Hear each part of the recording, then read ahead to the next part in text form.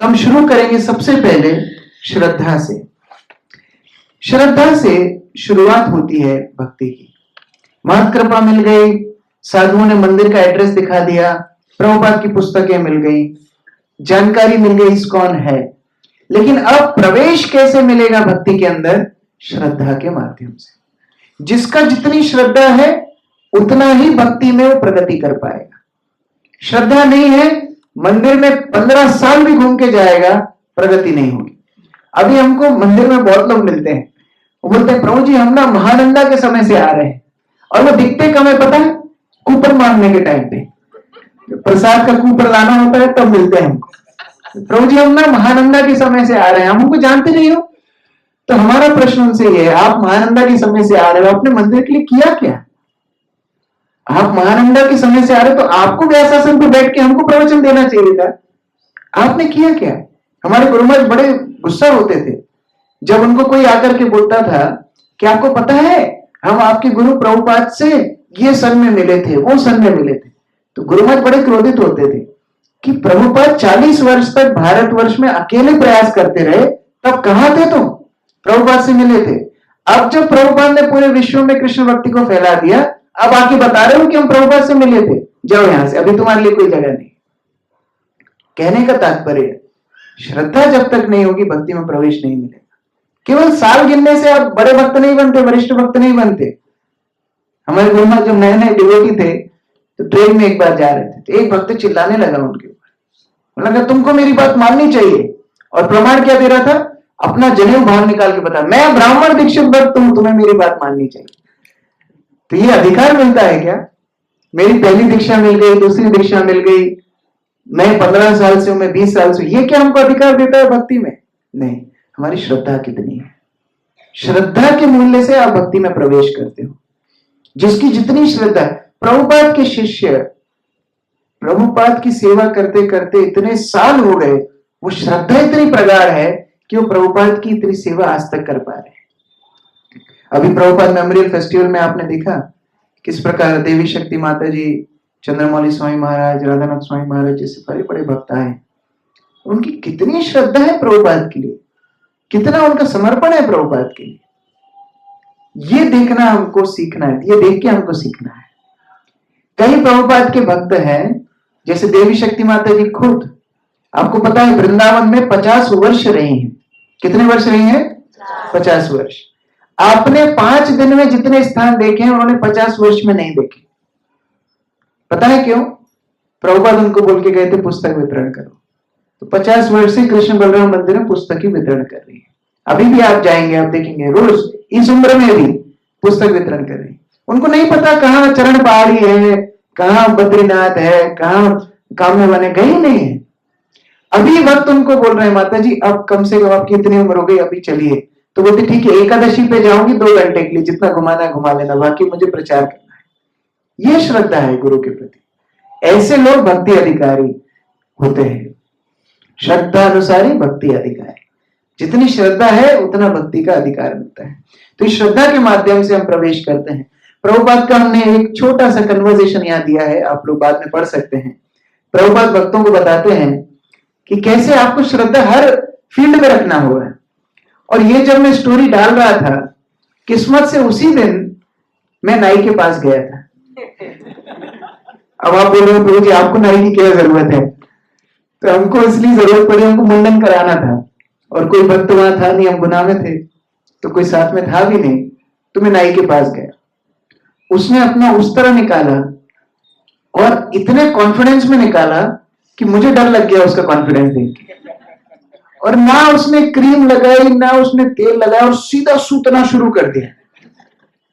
उस समय तो मुझे प्रभुपाद की ये वाक्य समझ में आ रहा था। प्रभुपाद बोल रहे हैं तुम नाई के पास जाते हो तो क्या श्रद्धा नहीं रखते हो?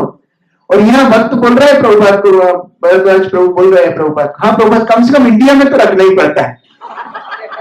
इंडिया की जो नाई है उनको देख के डर लगता है। तो क्यों हम श्रद्धा भगवान के ऊपर, गुरु के ऊपर, वैष्णव के ऊपर नहीं रखते? हम फ्लाइट का टिकट खरीदते हैं, प्रभु हम फ्लाइट का टिकट खरीदते हैं, फ्लाइट का टिकट लेते हैं, कितने एरोप्लेन क्रैश होते हैं और कितना पूर्व में खरीद के रखते हैं।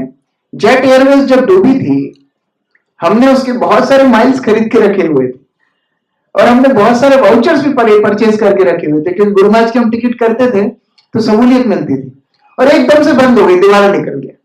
और वो लोग बोलते रहे कि हाँ हम इसको दोबारा शुरू करेंगे, दोबारा शुरू करेंगे, दोबारा शुरू करेंगे, और एक एक करके वो अपने सारे एरोप्लेन्स बेचते जा रहे थे। वो सारे एरोप्लेन्स खरीद के विस्तारा ने ले लिए।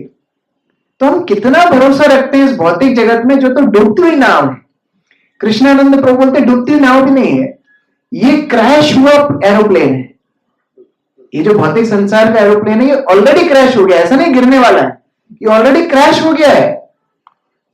वो एक उदाहरण दे रहे थे, कोई दक्षिण भारत का एक एयरपोर्ट है जहां एरोप्लेन क्रैश हुआ, और क्रैश होने के बाद भी जो एरोप्लेन के स्टाफ था वो बोलते रहे कुर्सी की पेटी बांध के रखिए, कुर्सी की पेटी बांध के रखिए।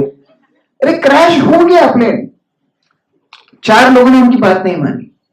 4 लोगों ने अपना बेल्ट खोल करके, इमरजेंसी डोर खोल करके वहां से कूद के भागे।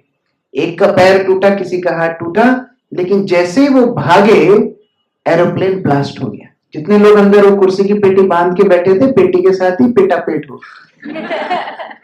मैं क्यों उदाहरण दे रहा हूं, हंसने की बात नहीं है। ये भौतिक जगत का एरोप्लेन ऑलरेडी क्रैश हुआ है, और अभी भी हम मान किसकी रहे हैं? भौतिक जगत की मान रहे हैं। वहां श्रद्धा है, रेलवे में चढ़ते हैं वहां श्रद्धा है, एरोप्लेन में श्रद्धा है, सब जगह श्रद्धा है। केवल कृष्ण भक्ति में संचय करते हैं। जितना डाउट है वो सारा का सारा लाके एकदम भक्तों के ऊपर ओयल देते हैं, बाकी सब जगह पे श्रद्धा हमारी रहती है। तो कौन बचेगा जो यहां श्रद्धा छोड़ करके भक्तों के अंदर श्रद्धा रखेगा? वो जो 4 जने भागे हैं वो भक्त हैं, और बाकी जो बैठे हुए हैं भौतिक श्रद्धा को लेकर के, उनका पतन होना निश्चित है। तो इस प्रकार से श्रद्धा तो हर क्षेत्र में रखनी है, लेकिन वही श्रद्धा किसके अंदर रखनी है? वैष्णव के अंदर रखनी है। हम बोलते हैं प्रभु जी हमको ना ज्यादा भाव नहीं देते, हम मंदिर तो जाते हैं, प्रभु जी हमको भाव नहीं देते। क्यों नहीं देते? क्योंकि हमारा श्रद्धा का स्तर बड़ा निम्न है। देखो भक्तों के पास, मैं बड़ा स्ट्रेट फॉरवर्ड बोल रहा हूं यहां पर, मैं कोई किसी को प्रसन्न नहीं करना चाह रहा हूं, मैं शुद्ध जो विचार है आचरण के बाद दोहरा रहा हूं। कई बार वैष्णव लोग हमारी उपेक्षा कर देते हैं। क्यों कर देते हैं? देखो वैष्णवों को अपने गुरु की सेवा करनी है, उनके पास समय सीमित है, साधन सीमित है। अब हमारे साथ 2 घंटा समय व्यर्थ करने में उनके गुरु की सेवा रुक रही है, सीधी बात है। इसलिए वो ये देखते हैं किसके अंदर श्रद्धा ज्यादा है, उसको समय ज्यादा देते हैं।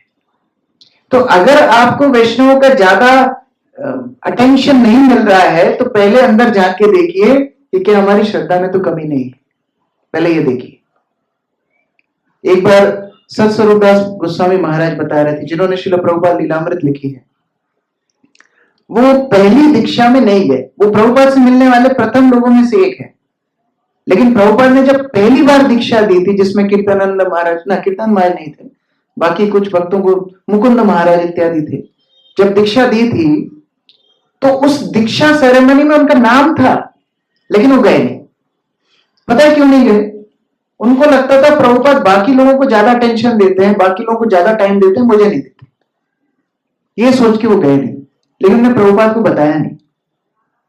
कुछ समय बाद वो प्रभुपाद के कक्ष में जब गए, कुछ सेवा के कारण दीक्षा नहीं हुई थी, प्रभुपाद ने उनको कुछ अंगूर दिए।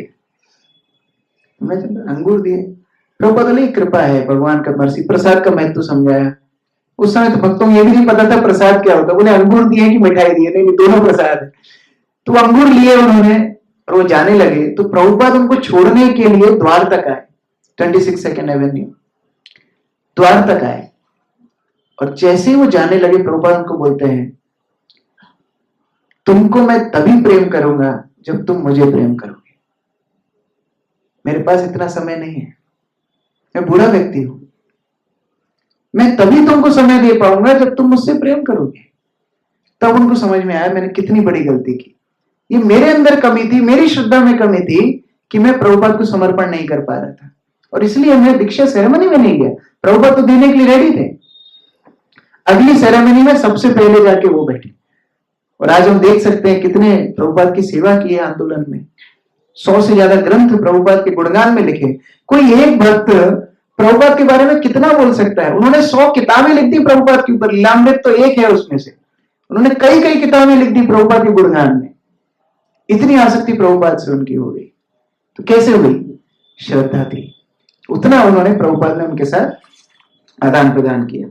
तो ये जो श्रद्धा का स्तर है, इसमें एक साधु से आसक्ति होना बड़ा आवश्यक है। कृष्ण से आसक्ति भूल जाइए इस स्तर पर। जो ये कृष्ण से आसक्ति वाले हैं वो सहजिया है, ये स्वीकार करना सीखिए। अभी कोई हमारे कृष्ण से आसक्ति नहीं है, अभी केवल एक और एक आसक्ति है, माया से हमारी आसक्ति है। भगवान के दर्शन करने जाते हैं तो हम देखते हैं ये अच्छा विग्रह है, अच्छा विग्रह नहीं है। मतलब हमारे इंद्रिय तृप्ति के लिए हम भगवान का दर्शन करते हैं।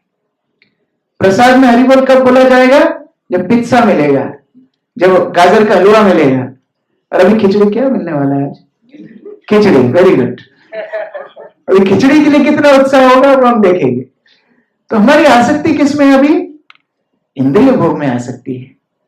इसीलिए ये आसक्ति शुरू में श्रद्धा स्तर पे साधु के साथ होना चाहिए। जैसा मैं बोल भी रहा था, बच्चे का जो एकदम छोटा बच्चा है वो केवल अपनी माता को पहचानता है, उसको बोध नहीं है मेरी माता कौन है, स्पर्श करके पहचानता है। हाँ, वो मदर टच बोलते हैं, स्पर्श करके हाँ ये मेरी मम्मी है। दूसरा व्यक्ति गोदी में लेता है, रोना शुरू कर देता है। मम्मी गोदी में लेती है, चुप हो जाता है। पापा लोगों का भी ज्यादा नहीं है पता, पापा लोग नहीं संभाल पाते हैं, लेकिन मां को समझता है। ये शिशुत्व, ये गुरु के प्रति श्रद्धा, वैष्णव के प्रति श्रद्धा, इससे भक्ति में हमें प्रवेश मिलता है। और जैसे मां बच्चे को पोषण देती है, वैसे ही ये श्रद्धा का पोषण होता है। अब ये श्रद्धा 3 प्रकार की हो सकती है, बड़े ध्यान से सुनना। ये श्रद्धा 3 प्रकार की होती है। पहली श्रद्धा है लौकिक श्रद्धा। अधिकांश लोगों के अंदर ही लौकिक श्रद्धा होती है, विशेषतः भारतवर्ष में। लौकिक श्रद्धा क्या है पता है? हमारी परवरिश में हमने देखा है साधुओं को सम्मान करना चाहिए। हमारी परवरिश में हमने हरे कृष्ण महामंत्र सुना है। हमारी परवरिश में हमने वृंदावन धाम के बारे में सुना है, इसीलिए हम भक्त बने हैं। ऐसा नहीं है कि हमें कोई बोध नहीं था और हम भक्त बन गए। मान लो आप कोई दूसरे धर्म में जन्म लेते तो यहां बैठे होते? नहीं बैठे होते, क्योंकि आप हिंदू परिवार में जन्म लिए हैं। ये लौकिक श्रद्धा आपको मिली है। और ये लौकिक श्रद्धा अच्छी है कि बुरी है? किस किस को लगता है लौकिक श्रद्धा अच्छी है? थोड़ा हाथ खड़ा करो। किस किस को लगता है ये बुरी है? किस किस का इंजन काम करना बंद कर दिया है?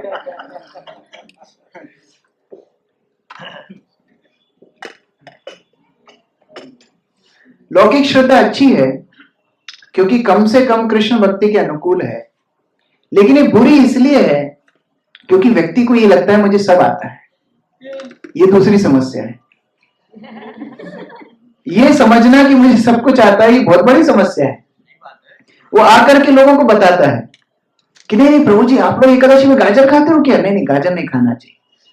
वो आकर के बहुत ज्ञान बांटता है। प्रभु जी, आप चरण पहाड़ी लेकर के गए, यहां तो आदिबद्री भी था, केदार भी था, आपने लोगों को बताया नहीं। ज्यादा ज्ञान समस्या है श्रद्धा स्तर पर, क्योंकि गुरु के प्रति श्रद्धा नहीं है, उसकी अपने लौकिक जो उसका व्यवहार उसको मिला है परिवार से, उसकी परवरिश से, उसके ऊपर उसकी ज्यादा श्रद्धा है। तो लौकिक श्रद्धा फिर भी ठीक है, व्यक्ति भक्ति में आ जाता है। अगर समय के साथ अपनी लौकिक श्रद्धा को छोड़े और अभी दूसरी तीसरी श्रद्धा पढ़ेंगे, उन स्तर पे आने का प्रयास करे तो अच्छा है। और अगर उसी से चिपक के रहे, हम सनातनी है, झंडा लग, लेकिन कृष्ण भक्ति इससे उत्कृष्ट है। श्रील प्रभुपाद को भक्ति सिद्धांत सरस्वती ने क्या बोला? आप देश के लिए लड़ रहे हो, राजनेता बदल जाएंगे, परिस्थिति नहीं बदलेगी। और क्या हुआ? आज 75 साल बाद क्या हो रहा है? क्या भक्ति सिद्धांत सरस्वती ने गलत बोला था? सही बोला था। अगर इस देश को सबसे ज्यादा जरूरी कोई चीज है, वो है कृष्ण भक्ति का प्रचार। आप हिंदू बना रहे हो, कैसे हिंदू बना रहे हो? जो मांस भक्षण कर रहे हैं, जो गोहत्या कर रहे हैं, जो बड़ी बड़ी पार्टीज का प्रमोशन कर रहे हो। नॉर्थ ईस्ट में गाय हत्या की परमिशन उन्हीं पार्टीज ने दे रखी, और वो लोग क्या बोलते हैं? नहीं नहीं, ये ब्राह्मण गाय नहीं है, इसको मार सकते हैं। क्या ये लौकिक श्रद्धा नहीं है? ऐसे हिंदू नहीं चाहिए, जो हमारे शास्त्र को समझे, ऐसे हिंदू चाहिए। ऐसे लोगों से तो वो विदेशी भक्त अच्छे हैं जिन्होंने हमारी संप्रदाय को अपनाया है। वो धोती कुर्ता पहन करके चलते हैं और हम पैंट शर्ट पहन करके चलते हैं।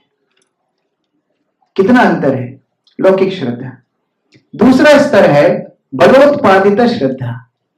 यह भी बड़ा मजेदार श्रद्धा है।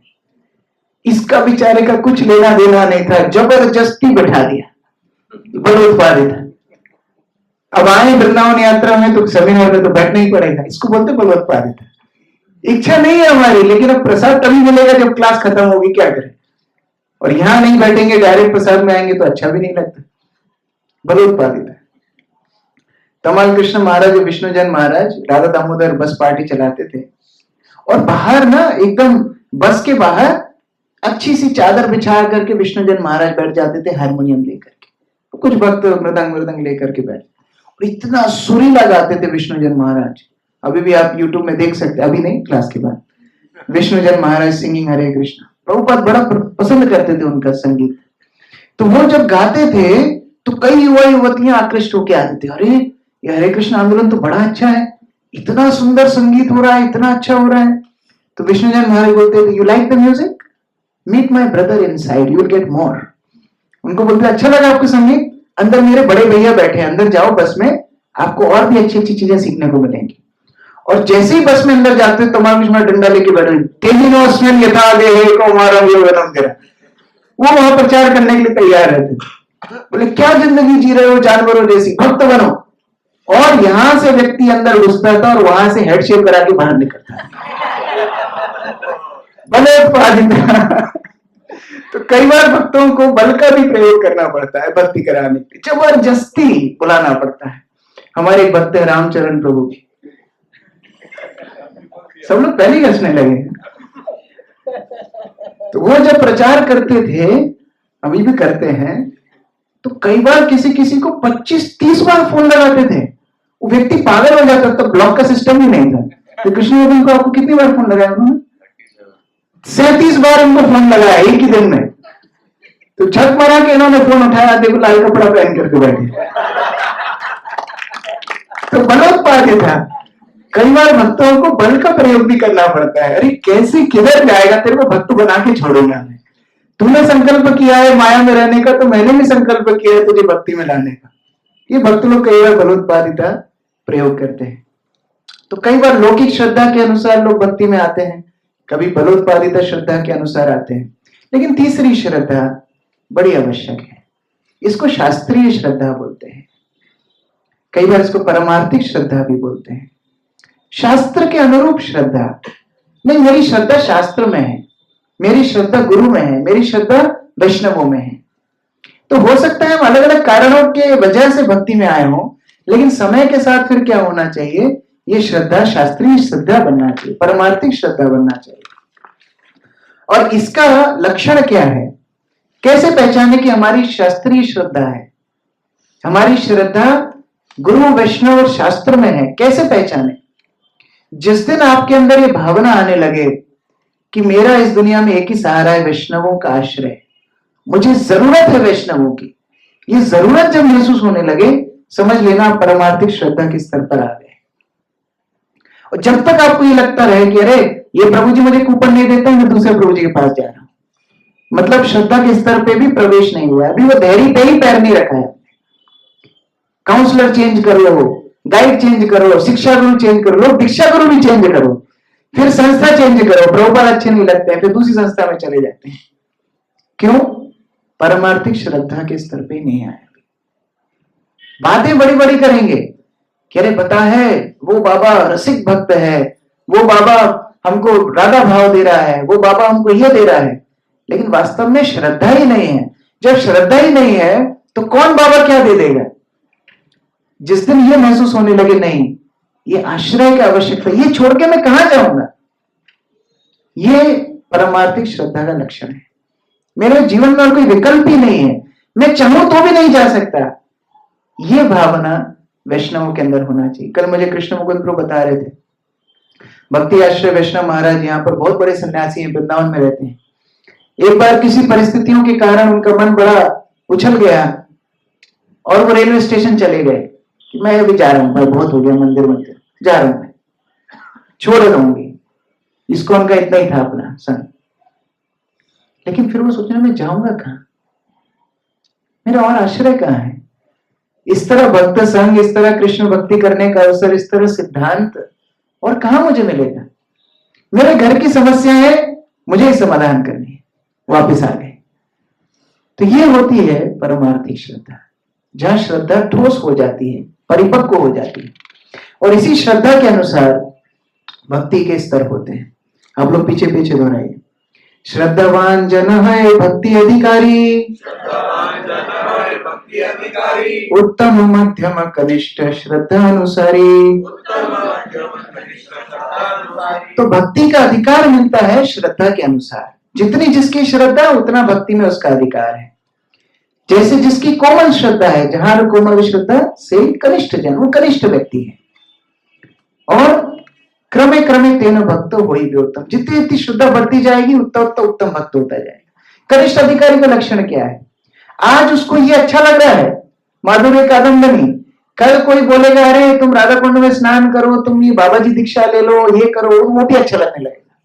परसों जाएगा कोई बोलेगा ये नई मूवी रिलीज हुई है, तुमको पता है, ये मूवी देखने जाना चाहिए, वो भी उसको अच्छा लगने लगेगा। तो ये होता है कनिष्ठ अधिकारी, बड़ी कोमल श्रद्धा है। फिर मध्यम अधिकारी आता है। मध्यम अधिकारी क्या होता है?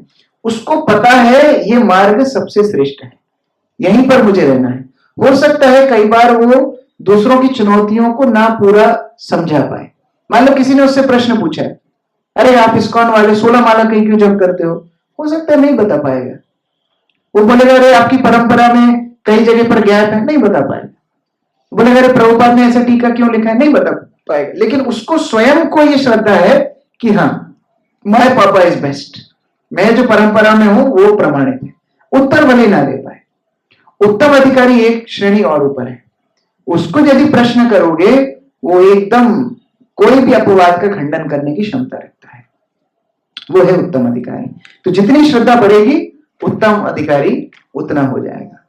लेकिन इसमें एक रिस्क है, एक समस्या है।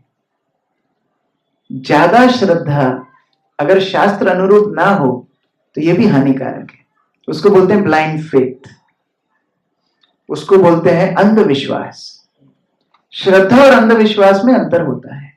हम भेड़चाल करने भक्ति में नहीं आए, ने कई बार ये चर्चा की है। There is nothing called as blind following in devotional service, because when you are blind you can not follow.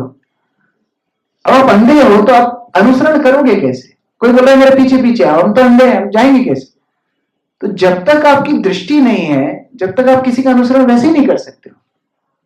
तो श्रद्धा जब परमार्थिक नहीं होती है तो वो श्रद्धा अंधविश्वास में बदल सकती है। इसीलिए ये हानिकारक स्थिति से आपको बचना है। इवन भक्ति में आने के बाद भी अंधविश्वासी नहीं बनना है। प्रभुपाद बोलते थे surrender with intelligence, don't surrender your intelligence. बुद्धि के साथ समर्पण करो, बुद्धि को ही समर्पण करके बुद्धि को बेच के मत आओ। हमारी मम्मी कभी बोलती अकल बेच के आया है क्या? तो अकल बेच के मत आओ। अगर कोई प्रश्न है तो वो विनम्रता के साथ पूछना चाहिए। गीता में भगवान ने क्या बोला है? तद्विद्धि प्रणिपातेन परिप्रश्नेन सेवया, ये गुरु के संदर्भ बोला है। तो गुरु से भी जब प्रश्न पूछने की अनुमति भगवान दे रहे हैं तो फिर हम ऐसे अंधविश्वासी क्यों बन जाते हैं? और कई बार ऐसा हुआ है, कई काउंसलर ऐसे हैं, यात्रा जाएंगे, कहां जाएंगे साहब? एक रिसोर्ट में रहेंगे, वहां पर स्कीइंग करेंगे, वहां पर डांस करेंगे, वहां पर मनोरंजन करेंगे, 3 दिन बाद वापस। क्या हरिकथा हुई? 0 हरिकथा, 0 हरिनाम। काउंसलर ले जा रहे हैं। अंधविश्वास। सारी चीजों को मानना नहीं, प्रश्न पूछना है। यह श्रद्धा का अंग है। शास्त्रीय श्रद्धा यदि लानी है तो इस तरह प्रश्न पूछना सीखना चाहिए। क्या क्या रिस्क हो सकती है अंधविश्वास में? भक्तों के समाज में बात कर रहे हैं, हम बाहर की बात नहीं कर रहे हैं। अभी आप इस्कॉन के अंदर आ गए हो, कम से कम पुस्तक में, है ना? अभी हम पुस्तक में इस्कॉन के अंदर आ गए हैं, तो अभी अंदर की बातें चल रही हैं। ये बात नहीं चल रही बाहर का अंधविश्वास नहीं, अंदर भक्तों के समाज में अंधविश्वास के क्या क्या खतरे हैं, ये आपको विचार करना है। जैसे जब हम बहुत ही नए थे तो एक वक्त हमको गुरु महाराज के बारे में बता रहे थे, और बताते बताते बोला कि एक्चुअली पता है गुरु महाराज इतने शक्तिशाली है कि जब उनको हाथ धोना होता है तो एक बादल आता है और वो बादल आकर के वर्षा करता है और गुरु महाराज अपने हाथ धोते हैं। बच्चे होते हुए भी मुझे विश्वास नहीं हुआ। मेरा गुरु मां से प्रेम क्या इसलिए होगा कि बादल आके उनके हाथ धुलाएंगे? क्या चमत्कारी बाबा के पास जाना तो पीसी सरकार अच्छा था, उसके पास चले जाते हैं। चमत्कार दिखाने वाले बाबा के पास नहीं आए हम इस्कॉन में। इस्कॉन में हम ऐसे साधुओं के संरक्षण में आए हैं जो भी कृष्ण से संपर्क दे रहे हैं। कृष्ण से तुम्हार कृष्ण दीते पार तुम्हारे शक्ति आचे। क्या शक्ति है वैष्णवों की? कृष्ण देने में सामर्थ्य है। चमत्कार तो सस्ते जादूगर दिखा देते हैं। तो ऐसे प्रलोभनों में नहीं फंसना, ऐसे अंधविश्वास में कभी नहीं फंसना। एक बार हम मायापुर में था, अभी जगह का नाम भी बोल दिया, ठीक है। तो एक भक्त आकर के मुझे बोला कि पता है हमारे गुरु महाराज ना नित्यानंद प्रभु क्या अवतार है, आपके गुरु महाराज किसके अवतार है? तो मैं सिर खुजाने लगा। तो वो खुद ही बोलता है फिर, अच्छा मैं बताता हूँ आपके गुरु महाराज किसके होता है। बोलते हैं कि आपके गुरु महाराज कुकिंग अच्छा करते हैं ना, वो राधा रानी क्या होता है। मतलब ये सारा सर्टिफिकेट तुमको ही देने का अधिकार दिया है। ये अंधविश्वास है, इसमें कभी नहीं फंसना। तो अभी आपको 2 कॉलम दिए गए हैं, आपको लिखना है। अपने मोबाइल्स का इस्तेमाल कीजिए, रोशनी आप डाल सकते हैं अपनी पुस्तकों पर।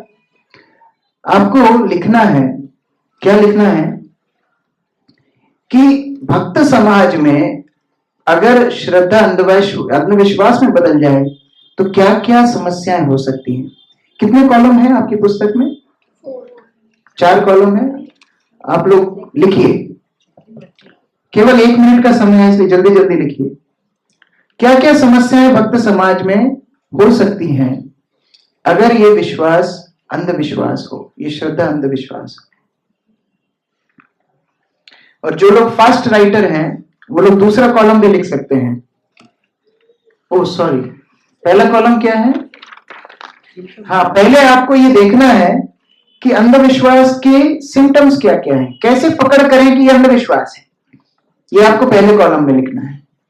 और दूसरे कॉलम में लिखना है कि ऐसे अंधविश्वास की क्या क्या हानि हो सकती है हमारे भक्ति में जीवन व्यक्तिगत रूप से, और भक्तों के समुदाय के लिए, प्रभुपाद के आंदोलन के लिए क्या क्या हानि हो सकती है। फटाफट लिख लीजिए, मुझे पता है आप लोग लिखने में बड़े माहिर हैं, 1 मिनट के अंदर लिख देंगे। हरे कृष्ण। मैंने उदाहरण के लिए यहां पर एक डाला है जो मैं बता भी रहा था। पहला सिम्टम अंधविश्वास का, आइडियलाइजेशन ऑफ गुरु। मेरे गुरु तो सुपरमैन है, मेरे गुरु सब कुछ जानते हैं। आइडियलाइजेशन, शास्त्रीय श्रद्धा नहीं है। क्यों बड़े हैं? क्योंकि वो मेरे गुरु हैं, दूसरे का गुरु पता नहीं, मैं बड़ा हूं इसलिए मेरे गुरु बड़े हैं, ये भावना।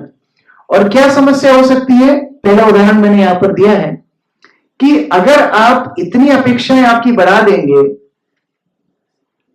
अगर वो अपेक्षाएं पूरी नहीं होंगी, आप खुद फ्रस्ट्रेट होकर भक्ति में अपना उत्साह खो बैठेंगे। जैसे एक भक्त था, वो प्रभुपाद के पास गया। प्रभुपाद जब किताब पढ़ रहे थे, प्रभुपाद ने अपना चश्मा उठाया और पहन लिया, तो भक्त इस्कॉन छोड़ के चला गया। बताइए क्यों? वो बोला गुरु को तो 4 दोषों से मुक्त होना चाहिए, तो गुरु की इंद्रियां अपूर्ण है, उनको चश्मा पहनना पड़ रहा है, मतलब ऐसे गुरु प्रमाणित नहीं है, वो इस्कॉन छोड़ के चला गया। तो अंधविश्वास की ये पराकाष्ठा है, जहां आप इतनी अपेक्षा अपनी बढ़ा लेते हो, अपनी खुद की मनगढ़ंत, वो जब पूरी नहीं होती है, भक्ति में उत्साह खो बैठते हो। तो पहले कॉलम में लिखिए क्या क्या इसके सिम्टम्स हैं, दूसरे में क्या इससे हानि हो सकती है, what are the dangers of blind faith.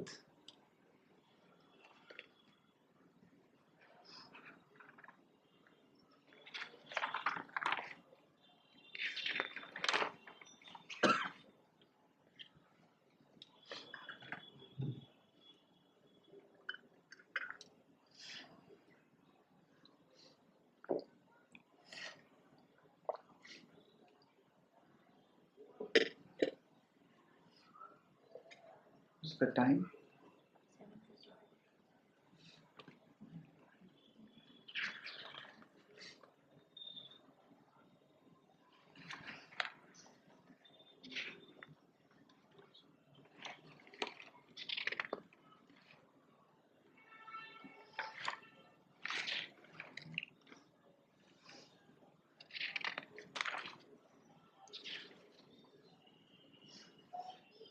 Complete? किस किसने लिख लिया? यस, कौन शेयर करेंगे? यस माता जी।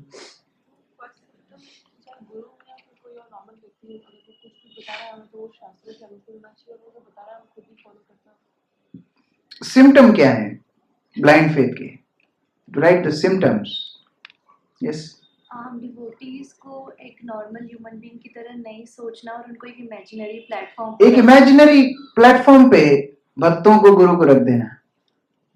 बहुत सारे उदाहरण मेरे मन में आ रहे हैं लेकिन अभी समय नहीं। यस बताइए। जो एक्चुअल शास्त्रीय ज्ञान है ना, उसको आगे जानने की उसकी इच्छा ही खत्म हो गई। हाँ, बस हमारे गुरुजी बढ़िया आते हैं, कीर्तन करते हैं, हम उनकी क्लास में जाते हैं। जब जब गुरु महाराज मंदिर में आते हैं तब तक हम कॉकरोच की तरह निकल के आ जाते हैं। जब गुरु महाराज नहीं आते तो हम बम भी गायब हो जाते हैं। तो ये सारी धारणाएं अंधविश्वास। यस पीछे।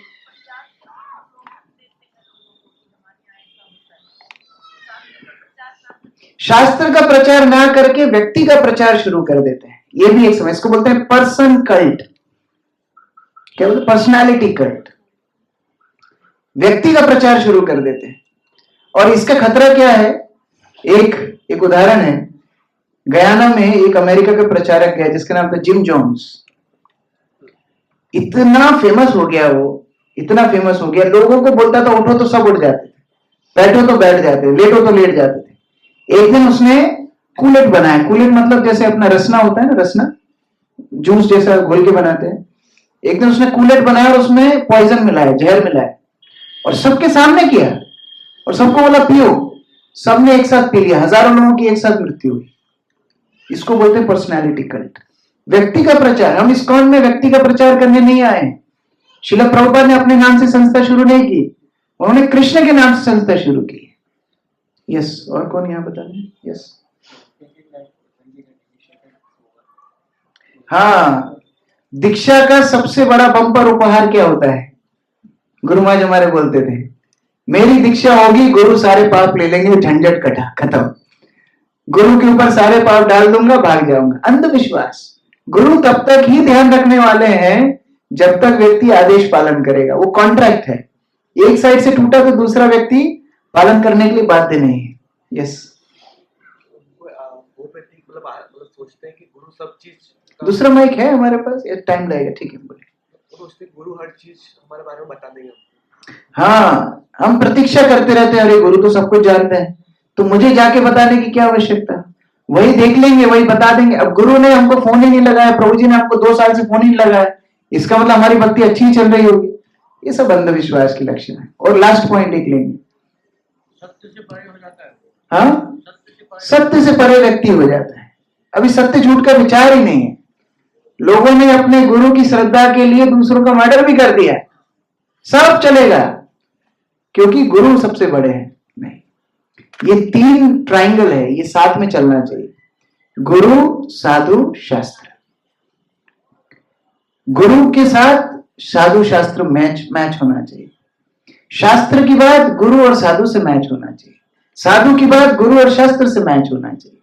तब हमारा प्रामाणिक परंपरा बनता है। इसलिए प्रभुपाद का एक भी वाक्य शास्त्र विरुद्ध नहीं है, एक भी वाक्य। ये ओपन चैलेंज है। प्रभुपाद की पुस्तक उठा के कोई देखेगा, एक भी वाक्य कोई शास्त्र के विरुद्ध नहीं है। इसलिए प्रभुपाद को हम युगाचार्य बोलते हैं। क्या क्या सिम्टम्स, अच्छा क्या क्या रिस्क हो सकती हैं? किसने नहीं बोला? यस।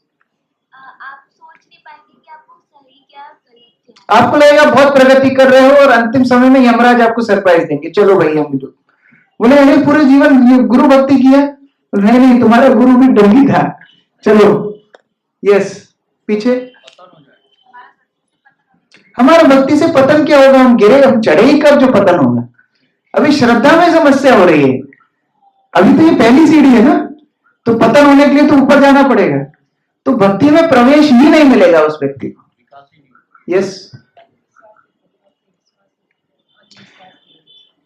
जब ये व्यक्ति हमको निराश करेगा तो हमारा प्रामाणिक गुरुओं से भी विश्वास उठ जाएगा। ये भी समस्या है। पहले तो हम ही उसको चढ़ाते हैं, पहले हम हिप्पे फुर्रे करते हैं, और वो व्यक्ति जब आपकी अपेक्षाओं पे खरा नहीं उतरता है तब आपका विश्वास उन साधुओं से भी गिर जाता है जो प्रमाणित हैं। भाई क्या उस व्यक्ति ने बोला है कि मैं शुद्ध भक्त हूं? नहीं, आपने उसको बनाया। क्या वो व्यक्ति बोल रहा है कि मेरे इर्द गिर्द ही घूमो, बाकी वैष्णवों से संग मत करो? आपने ऐसा आचरण किया, और अब आपकी अपेक्षाएं जब टूट रही हैं, तब आप उन वैष्णवों से भी विश्वास खो रहे हो जो वैष्णव आपको आश्रय दे सकते हैं। इसलिए गुरु महाराज प्रवचन में बोला करते थे दीक्षा के समय, मैं भी जब इस्कॉन छोड़ के चला जाऊं, आप लोग इस्कॉन छोड़ के नहीं जाना, क्योंकि पर्सनालिटी कल्ट नहीं है, ये परंपरा का आश्रय है। हम जब इस्कॉन में दीक्षा लेते हैं, ये परंपरा का आश्रय प्राप्त कर रहे हैं, कोई एक व्यक्ति का नहीं, परंपरा का आश्रय है। तो इस तरह से श्रद्धा में मैं सभी भक्तों से बहुत सुनने के लिए है, लेकिन समय की भी पाबंदी है। ये सेमिनार के लिए मुझे लगता है ज्यादा समय चाहिए था, मैंने केवल इसका 30% पोर्शन लिया है निष्ठा के पहले तक, और वो भी मुझे लग रहा है 5 दिन में खत्म नहीं हो पाएगा। लेकिन फिर भी कम से कम आपको कुछ तो अनुभव मिलेगा कि हमारी भक्ति के क्या क्या स्तर होते हैं, क्या क्या समस्याएं आती हैं। तो ये लौकिक श्रद्धा, बलोत्पादित श्रद्धा, इन श्रद्धाओं के साथ साथ हमको परमार्थिक श्रद्धा बढ़ानी है। इसलिए प्रतिदिन प्रभुपाद की पुस्तक पढ़ना है। यहाँ पर 3 चीजें बताई गई हैं आगे, अगले पेज में आप देखेंगे। हाउ टू स्टार्ट डेवलपिंग श्रद्धा, ये श्रद्धा कैसे विकसित होती है। तो ये हमने पहला पॉइंट चर्चा किया कि श्रद्धा विकसित होती है सबसे पहले किसी प्रमाणित गुरु के आश्रय में विश्वास रख के, लेकिन वो ब्लाइंड फेथ नहीं होना चाहिए। प्रश्न है तो जाके पूछो, और इधर उधर घुसपुस करने की जरूरत नहीं है, उसी वैष्णव से जाकर के पूछो। अगर साहस नहीं है उस वैष्णव से पूछने का, तो जो हितैषी वैष्णव हैं, जो आपकी मदद कर सकते हैं आपकी श्रद्धा का रक्षा करने की, उन वैष्णवों से जाके पूछो जो समस्या का समाधान कर सके। देखो, problem is never solved on equal level. जो आपके साथ वाले हैं, साथ वाले से मेरा मतलब ऐसा नहीं एक जैसी उम्र के साथ वाले, मतलब जो समस्या में आप हो वही उस समस्या में पड़े हुए हैं, वो भी वैसे ही सोच रहे हैं जैसा आप सोच रहे हो, साथ में समस्या का समाधान कभी नहीं होगा। ऐसे वैष्णवों के साथ रहना चाहिए जिनकी चेतना आपसे उत्कृष्ट हो, तब वो आपकी समस्या का समाधान कर सकते हैं। तो 3 पॉइंट यहां पर बताए हैं। सबसे पहले अपनी आध्यात्मिक सिद्धांत को समझने के लिए रुचि रखिए।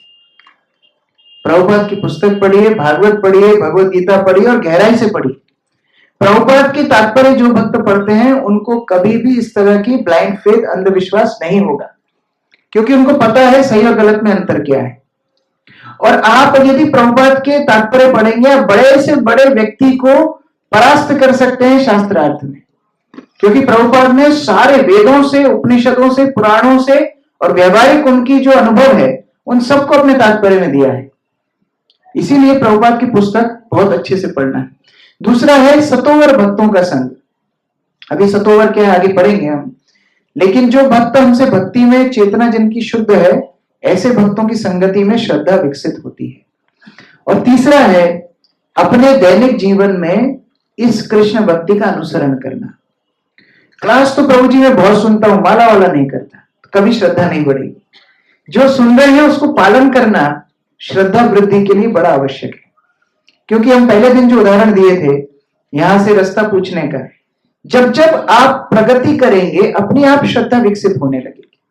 तो ये दोनों एक दूसरे के पूरक है। श्रद्धा से उत्साह आता है और उत्साहमयी सेवा से श्रद्धा की वृद्धि होती है। तो जितना जितना पालन करेंगे उतना उतना श्रद्धा का विकास होगा। और 3 चीजें जिससे आपकी अश्रद्धा या जो संशय है वो दूर होंगे। सबसे पहला, चर्चा कीजिए। मन में अगर कोई संशय है, चर्चा करना शुरू कीजिए, साथ वालों से नहीं, जो आपको मार्गदर्शन दे रहे हैं उन भक्तों से चर्चा करो। जो भी डाउट है A to Z अपने मन को खोल करके उनको बताइए, तब वो आपकी समस्या को समाधान कर पाएंगे। दूसरा बताएं, कभी कभी कई चीजें अच्छे समय पर आने पर भी स्पष्ट हो जाती है। मान लो आप अपनी समस्या लेकर के गए, उतना आपको सॉल्यूशन नहीं मिल पाया, तो फिर थोड़ा वेट करना चाहिए कि ठीक है मैं साधन भक्ति कर रहा हूं, जब कर रहा हूं, मुझे मेरा उत्तर और आगे भी मिलेगा। तो ये डिले भी करना चाहिए। जैसे गुरु महाराज करुणा सिंधु पुस्तक में बताते हैं, एकादशी का दिन था, प्रभुपाद ऋषिकेश में थे और सब भक्त एकादशी करना भूल गए। तो प्रभुपाद बड़े नाराज हुए। Big big monkeys with big big bellies, Prabhupada बोले किसी को याद नहीं है एकादशी करना, खाना तो सबको याद रहता है। बड़े नाराज हुए। लेकिन फिर प्रभुपाद ने बोला ठीक है, अब आप सबकी एकादशी टूट गई है, आप लोगों ने पहले से खा लिया है, तो एक काम कीजिए, आप कल एकादशी का व्रत कीजिए। कई बार जब एकादशी टूट जाती है द्वादशी के दिन व्रत रखा जाता है। तो प्रभुपाद ने बोला ठीक है, अब आप सब कल एकादशी करोगे तो मैं भी कल ही करूंगा। अब ये सुन के गुरु महाराज को डाउट है, अरे प्रभुपाद को तो पता है ना आज एकादशी, प्रभुपाद की तो एकादशी टूटी गई, तो फिर प्रभुपाद कल एकादशी क्यों करेंगे। लेकिन फिर गुरु महाराज ने सोचा नहीं, थोड़ा समय बीतने देते हैं, ये संशय मुझे प्रभुपाद के ऊपर नहीं करना चाहिए। बाद में जब गुरु महाराज ने हरि भक्ति विलास बुक पढ़ी, तो हरि भक्ति विलास में लिखा था कि 80 वर्ष के ऊपर जो व्यक्ति होते हैं उनको एकादशी व्रत करने की जरूरत नहीं है। माता जी 78 हो गए ना, 2 साल और 80 साल के ऊपर जो लोग होते हैं, आपके लिए खुशखबरी, उनको एकादशी करने की जरूरत नहीं है। और प्रभुपाद की उम्र उस समय 81 वर्ष थी। तो साधु गुरु हमेशा शास्त्र के अनुरूप है। कई बार जब पूछने के बाद भी संशय क्लियर ना हो तो थोड़ा रुकना चाहिए, उसके बाद संशय दूर होता है भक्ति के कालक्रम में। और तीसरा है हवा नहीं बनाना चाहिए। मैं एकदम व्यवहारिक भाषा में बोलूं तो कई बार चीजों का हवा नहीं बनाना चाहिए, यह भी हमारी समस्या है। बात इतनी सी होती है और हम उसको फैला देते हैं बड़ा हवा के रूप में, तो हमारी श्रद्धा तो गिरती है। जो आसपास के लोग होते हैं उनको भी हम ले डूब के, क्या बोलते हैं, लेके डूबेंगे तुझे सनम, तो हम उनको भी ले डूबते हैं। तो उस प्रकार से दूसरों की श्रद्धा की भी हानि हो जाती है। तो गौर कृष्ण महाराज इसका एक बड़ा सुंदर उदाहरण देते हैं। वो बोलते हैं कि मान लो कहीं पर कोई वृष्टा पड़ी हुई है, हम कह रहे छी कितने गंदी यहाँ वृष्टा पड़ी है। अब कोई व्यक्ति उस वृष्टा को लेके थोड़ा थोड़ा सबको बांट दे तो क्या होगा, और दुर्गंध फैल जाएगी। अभी थोड़ा सा तुमको असुविधा हो रही थी, अभी सबको असुविधा हो जाएगी। तो हाँ, समस्या है, कहीं पर दिक्कत हुई है, उसका शोधन होना आवश्यक है, कहीं गड़बड़ है, वो डाउट क्लियर होना जरूरी है, लेकिन उसको फैलाओ मत। ये नहीं कि सब जाके हम थोड़ा थोड़ा बांट के आ गए, अभी पहले खुद दिक्कत में थे, अभी सबकी श्रद्धा की बैंड बजा दी, तो वो भी नहीं करना चाहिए। सही जगह पर जहां आग लगी वहीं पानी डालना है, तो जहां समस्या है वहां जाकर के समाधान करना चाहिए। तो इस प्रकार से श्रद्धा की हम वृद्धि कर सकते हैं। पुस्तक कृष्ण महाराज ने प्रभुपाद को पूछा था कि प्रभुपाद आप ही एक ऐसे व्यक्ति हैं जिनके ऊपर मैं श्रद्धा रख सकता हूं, केवल आपके ऊपर ही विश्वास कर सकता हूं। प्रभुपाद ने तुरंत उत्तर दिया, नहीं, मेरे ऊपर विश्वास करोगे हो सकता है मैं आपको विश्वास तोड़, कृष्ण के ऊपर विश्वास करो। कृष्ण के ऊपर विश्वास मतलब वही ट्राइंगल, साधु गुरु शास्त्र का ट्राइंगल एक साथ चलना चाहिए। और जब हम ऐसा करते हैं तो ये गुरु के प्रति श्रद्धा शास्त्रीय परमार्थिक श्रद्धा है, ये ब्लाइंड फेथ नहीं है। और फिर गुरु बोले कूद जाओ तो कूद जाओ, फिर कोई दिक्कत नहीं, फिर आप प्रगति करते चले जाओगे। भागवत में जो लिखा है, आंखें बंद करके भी अगर कोई दौड़ लगा दे कभी गिरेगा नहीं। ये प्रगति परमार्थिक श्रद्धा से आती है। तो अभी हम और डिटेल्स में नहीं जाएंगे, एक होमवर्क आप लोगों को देंगे। अब होमवर्क कब करना है, ये टाइम आपको निकालना है। तो 5 बिंदु आपको ये लिखने हैं कि आपको इस्कॉन, श्रील प्रभुपाद और भक्ति के पथ पे क्या वस्तुएं श्रद्धा देती है। ये 5 प्रमुख बिंदु लिखने हैं, ये नहीं कि पूरी महाभारत लिखना शुरू कर दिया। बहुत सारे कारण हो सकते हैं, लेकिन 5 पहले आप नोटबुक में लिख लेना, जितने भी कारण आपको समझ में आ रहे हैं।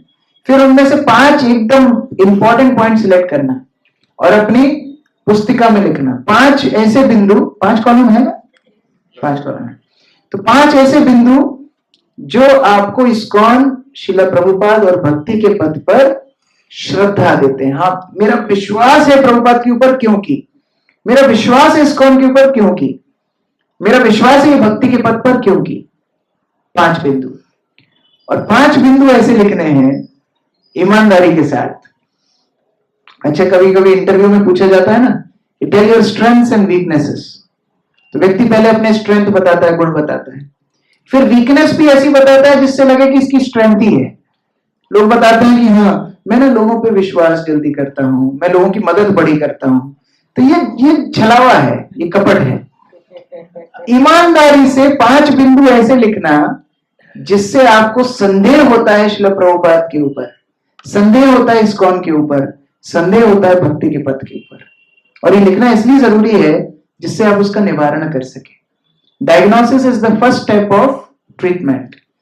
जब तक बीमारी पकड़ी नहीं होगी तब तक ट्रीटमेंट क्या करेगी, उपचार क्या करेंगे, चिकित्सा क्या करेंगे। इसलिए ये 5 बिंदु ऐसे लिखने हैं। अच्छा, बहुत सारे हो सकते हैं, इसमें फ्रीडम है, नीचे जगह है ना और हाँ, इसमें और भी लिख सकते हैं, डाउट और भी लिख सकते हो आप। जितने डाउट हैं इस्कॉन के ऊपर, प्रभुपाद के ऊपर, भक्ति पथ के ऊपर, भक्तों के ऊपर, लिखिए।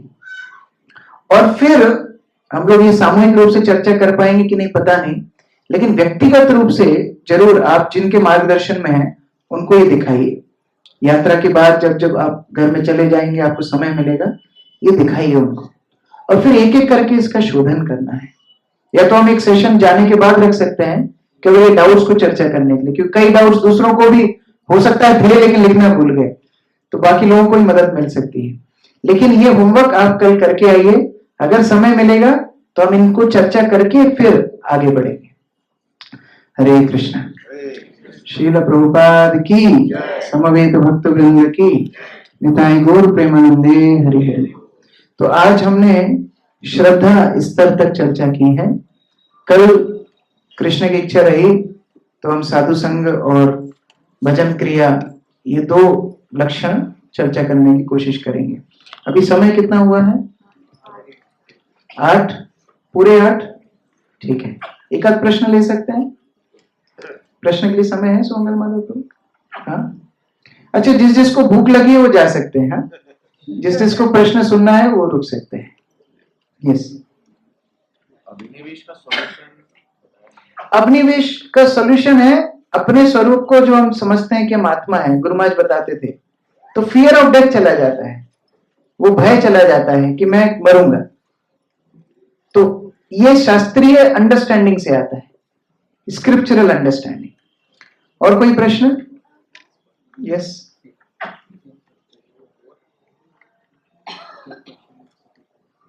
बोलिए, प्रश्न बोलिए।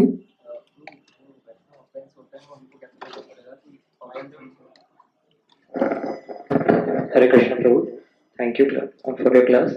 प्रभु, क्वेश्चन था कि जो वैष्णव ऑफेंस होते हैं वो हमें कैसे पता चलेगा कि हमसे ऑफेंस हुआ है? बहुत अच्छा प्रश्न है। कल हमने चर्चा की थी कि पहले जमाने में चैतन्य महाप्रभु की लीलाओं में हम देखते थे कि जब कोई वैष्णव अपराध करता था, किसी की नाक गल जाती थी, किसी को कोर हो जाता था। अब हमको कैसे पता पड़ेगा कि वैष्णव अपराध हम कर रहे हैं? ये प्रश्न कैसे पता पड़ेगा?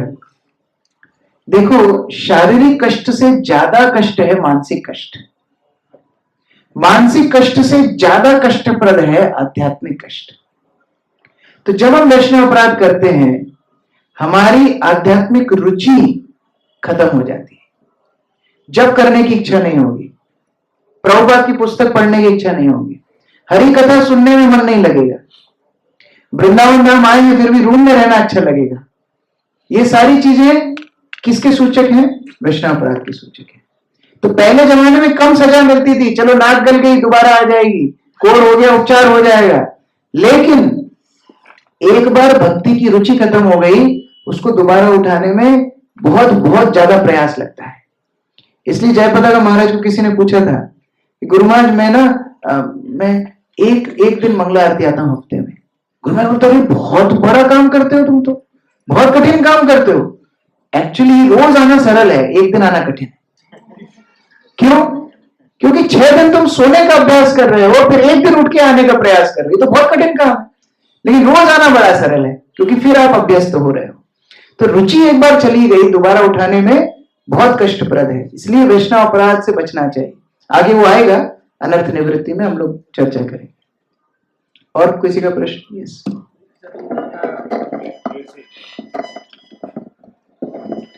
तो जैसे हमने सुना है काम क्रोध लोभ मोह मत जो है, इससे मतलब ऊपर की जो 5 चीजें वो तो ठीक है, 6वीं जो चीज है मस जो है, ये है तो भगवान को हम नहीं पा सकते। पर अभी हम लोग जब हम अभी हमने जो जिक्र किया था पॉइंट्स में, उसमें आया हुआ था कि जब हम इसको लेके जो है द्वेष को लेकर सॉल्यूशन बताया हुआ था कि हमको द्वेष उन लोगों से रखना चाहिए जो, उन लोगों से नहीं, मैंने बताया था उन वस्तुओं से जो आपके भक्ति के प्रतिकूल हो। अच्छा, उन वस्तुओं से, जैसे जो बुरी आदतें हैं उनसे द्वेष करो। जो चीजें आपको भक्ति में नहीं आगे बढ़ने दे रही उन चीजों से द्वेष करो। किसी जीवात्मा से द्वेष नहीं। प्रतिकूल वस्तु, भक्ति प्रतिकूल भाव वर्जन अंगीकार। जो भाव है भक्ति के प्रतिकूल इच्छाएं हमारे हृदय में, उनसे द्वेष करना है। Yes. इधर प्रश्न है।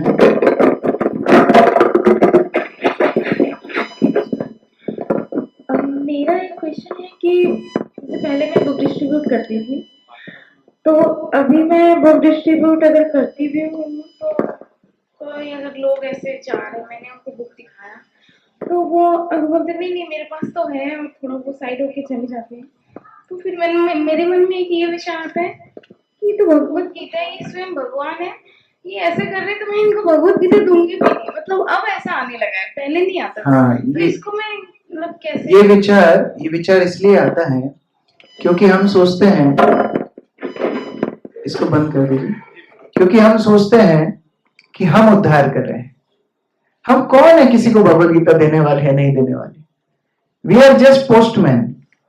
पोस्टमैन ना तो चिट्ठी लिखता है, ना चिट्ठी को उसको छुपाने का अधिकार है। जो भेजने वाला है उसकी चिट्ठी पहुंचाने का काम पोस्टमैन का है। तो जब आचार्यों की कृपा किसी जीवात्मा तक पहुंचनी है, उसके लिए माध्यम हम बन जाते हैं, तो ये सेवा भाव से करनी चाहिए। हम प्रयास कर रहे हैं, विनम्रता से दे रहे हैं। जो नहीं ले रहा है वो उसका भाग्य है, उसका और कृष्ण के बीच का संबंध है, हमारा उसमें अधिकार नहीं है। हम केवल प्रयास कर रहे हैं। अब यहां पर बैठ करके हम इतना सुंदर यहाँ हरि कथा सुन रहे हैं। हर व्यक्ति के अंदर अलग अलग भाव हो सकते हैं, जिसका जो भाव होगा उस स्तर पे वो प्रगति करेगा। तो इसी तरह से हमारा काम है केवल सेवा भाव से प्रचार करना। हमें ये नहीं देखना है कि ये भक्तों को मैं दूंगा तो इसका उद्धार होगा, नहीं, कोई दूसरा वैष्णव आकर के उसको दे देगा। मेरी सेवा जितनी भगवान चाहते हैं उतनी मैं करूंगा। तो ये विनम्रता होनी चाहिए। जैसे प्रभु का उदाहरण देते थे ना, गांव में कभी गधे के ऊपर विग्रहों को रख के ले जाया जाता है, तो सब प्रणाम करते हैं। तो गधा सोचने लगता है, अरे मैं तो बड़ा स्पेशल गधा हूं कि सब लोग मुझे प्रणाम कर रहे हैं। देखो, जैसे ही विग्रह को उतारा जाता है वैसे ही उसको पिटाई करके फिर ले जाते हैं। बोले, अरे अभी तक वो सम्मान कर रहे थे, अब क्यों नहीं सम्मान कर रहे? नहीं, वो विग्रह रखे थे इसलिए आपको सम्मान मिल रहा है। तो जब तक आचार्य की कृपा है तब तक हम प्रचार कर पा रहे हैं। ये वाणी में शक्ति तब तक है, हाथ पैरों में शक्ति तब तक है। और अगर ये कृपा चली जाएगी तो हम किसका उद्धार कर पाएंगे? तो इसलिए ये द्वेष कभी नहीं रखना। हमेशा प्रचार के लिए प्रयास करेंगे, गुरु की प्रसन्नता के लिए। और कोई प्रश्न? यस, पीछे।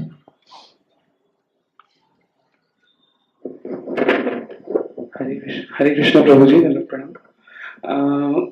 जैसे अभी आप बता रहे थे, हमने सुना भी है कि भगवान की कृपा से संग मिलता है और भक्तों की कृपा से भगवान मिलते हैं, भक्ति मिलती है। तो जैसे भक्तों की कृपा से भगवान मिलते हैं, अब एग्जाम्पल के तौर पे आप वृंदावन आए, आप अपने साथ और लोगों को लाए, अपने रिलेटिव्स को लाए कि उनको साधु संग मिलेगा, उनकी भक्ति बढ़ेगी। बट यहाँ पे आप 3 लोग को लाते हो, तीनों का अलग अलग बिहेवियर। साधु संग सबको बराबर मिल रहा है, बट उसका यूटिलाइजेशन नहीं दिख रहा है, उसका इम्पैक्ट नहीं दिख रहा है। तो साधु सब पे कृपा बराबर कर रहे हैं, पर इसका एक महत्वपूर्ण पहलू है, समय के अभाव में मैं नहीं बता पाया, आपकी पुस्तक में है। श्रद्धा का अज्ञात सुकृति से भी बहुत संपर्क है। अज्ञात सुकृति मतलब होता है पूर्व काल में आपने कितनी सेवा वैष्णवों की है, उससे आपकी श्रद्धा का निर्णय होता है। जैसे पुराने काल में लोग बावड़ी बनाते थे, मान लो कोई वैष्णव वहां से पानी पी के चला गया, आपने तो बावड़ी अपने कार्य के लिए बनाई, लेकिन अज्ञात रूप से उसको सुकृति मिल गई वैष्णव सेवा की, अभी वो भक्ति उन्मुख सुकृति हो गई, उससे भक्ति आगे बढ़ेगी। तो यहां जितने लोग बैठे हैं सबका बराबर श्रद्धा नहीं है। ऐसा नहीं है सबने रजिस्ट्रेशन बना दिया, सबने बेल्ट पहन लिए तो हम सब भगत हो गए, ऐसा नहीं है। सबकी श्रद्धा का अनुपात अलग अलग है। कौन कितना पिछले जन्म में करके आया है उसका क्या मालूम है। हो सकता है कोई 99% कंप्लीट करके आया है, अभी उसका 1% बचा है, वो अपना 1% कंप्लीट करके चला जाएगा, लेकिन हमारा हो सकता है माइनस में हो, अभी हम बस 0 लाने में ही हम मेहनत कर रहे हैं। तो ये अंतर होता है। तो सबको एक नजर से नहीं देखना चाहिए। माता के मान लो 5 बच्चे हैं तो सबको एक जैसा थोड़ी, वो सबके अलग अलग इच्छाओं के अनुसार, उनके अलग अलग नीड्स के अनुसार कार्य करती है। तो उसी तरह वैष्णव भी सबको अवसर देते हैं, लेकिन ये भी समझते हैं कि सबका अलग अलग स्तर है। तो वो पूर्व अज्ञात सुकृति का अनुपात के अनुपात के अनुसार। यस दक्ष प्रभु। हरे कृष्ण प्रभु, धन्यवाद। तो मेरा प्रश्न था कि जैसे हम श्रवण करते हैं, उसके बाद श्रवण करने के बाद उत्साह बढ़ता है, उसके बाद उसको पालन करने की इच्छा होता है, और पालन करने के लिए जो धैर्य चाहिए वो भी मिलता है। पर जो आपने बताया कि जैसे कोई डिफिकल्टी समय आता है, भगवान हमारा टेस्ट लेना चाहते हैं और उस समय फेल हो जाते हैं, तो फिर उत्साह कम होता है, तो फिर श्रवण करने का जो रुचि है वो कम हो जाती है। तो मेरा एक प्रश्न था कि ये निष्ठा बनाने के लिए भी समय लगता है, सुनने के लिए, फिर जब वहां पे हम जाते हैं वहां पे फेल हो जाते हैं, तो रुचि सुनने का जो रुचि है वो कम हो जाता है। तो कैसे इस दोनों को अंडरस्टैंडिंग में देखे, कैसे हमारा? देखिए, चुनौतियां हर वैष्णव के जीवन में आएंगी और जरूर आएंगी। जैसा मैं बता रहा था, टेस्ट, परीक्षा के बिना कोई व्यक्ति अगली क्लास में नहीं जाता है। तो अगर आपके जीवन में चुनौतियां नहीं आ रही हैं, आप सोच लो प्रगति नहीं हो रही है। चुनौती आ रही है मतलब प्रगति हो रही है, मतलब प्रगति होने की संभावना है। अब जब उत्साह कम होता है ऐसी चुनौतियों में, कम से कम अपने आप को साधन भक्ति के नियमों में बांध के रखना चाहिए। मेरी रुचि नहीं है, लेकिन मैंने गुरु को तो प्रॉमिस किया है, मैंने गुरु को ही प्रॉमिस किया है, उनको वचन दिया है, मैं भक्ति में रहूंगा, वैष्णव की सेवा करूंगा, 16 माला जप करूंगा, इस्कॉन छोड़ के कभी जाऊंगा नहीं। ये सारे वचन तो मैंने गुरु को दिए हैं।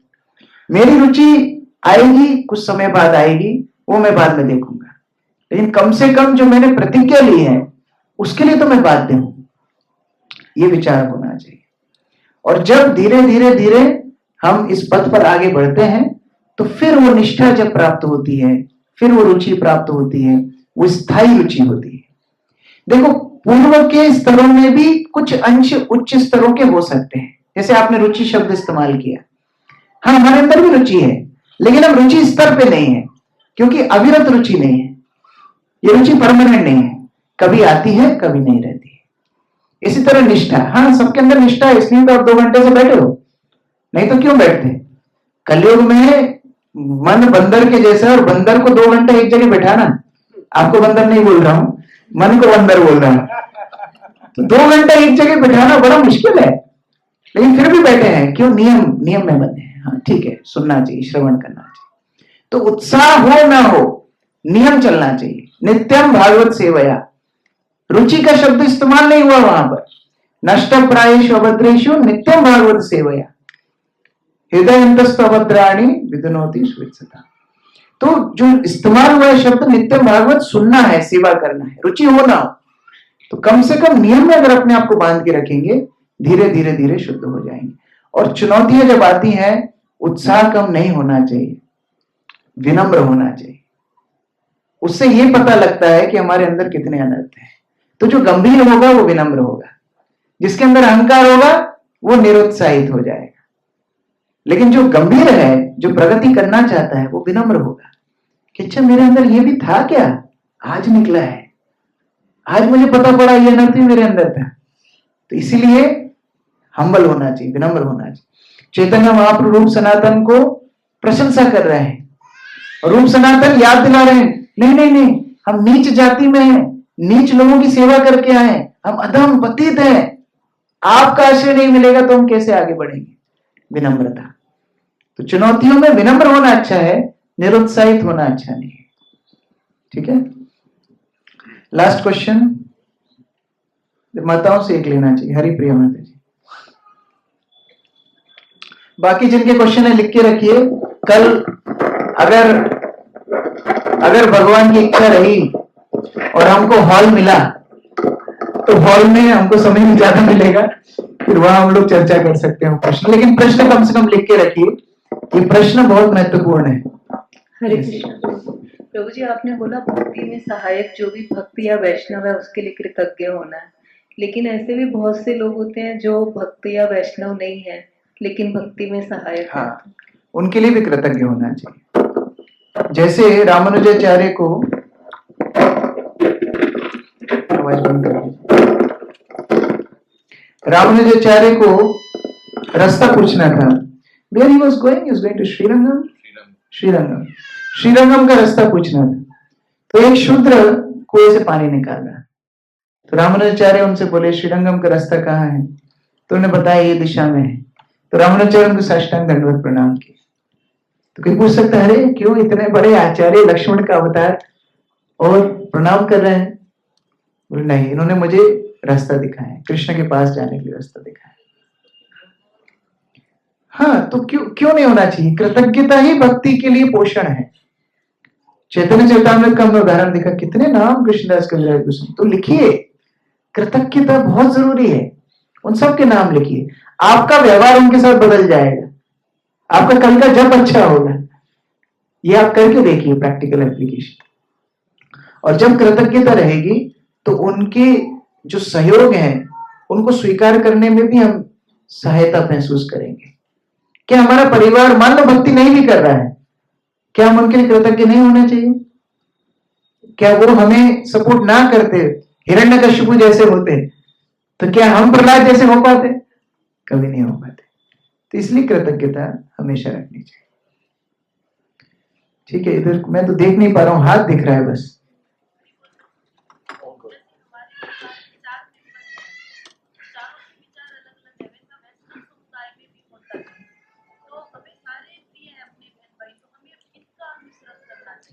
प्रश्न है कि बहुत सारे वैष्णव हैं, सबका विचार अलग अलग होता है, होना भी चाहिए, क्योंकि भगवान ने सबको अलग अलग बनाया है। भगवान सबको एक जैसा बना देते तो हम रोबोट होते, मनुष्य नहीं होते। तो सबको अलग अलग है, तो मतभेद हो सकता है, मन भेद नहीं होना चाहिए, मन का भेद नहीं होना चाहिए। अब प्रश्न है कि अनुसरण किसका करें? कोई बोलता है भागवत बांटो, कोई बोलता है भागवत पढ़ो, किसकी बात माने? तो ये आपको सिलेक्ट करना होगा।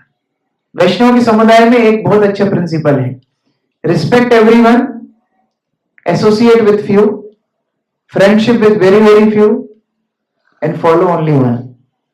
बहुत महत्वपूर्ण है शुरुआती दिनों में। आगे जाके तो बहुत सारी प्रेरणा हो सकती है, बहुत सारे वैष्णव का अनुसरण कर सकते हैं, लेकिन शुरुआत के दिनों में कम से कम संग उनका कीजिए जो आपको भक्ति में प्रगति दें, और पालन कीजिए एक या मैक्सिमम 2 वैष्णवों का जो आपको समझते हो ठीक से, आपकी चुनौतियों को और आपकी मक्कारियों को भी जो समझते हो। ऐसे वैष्णवों को अनुसरण करना चाहिए।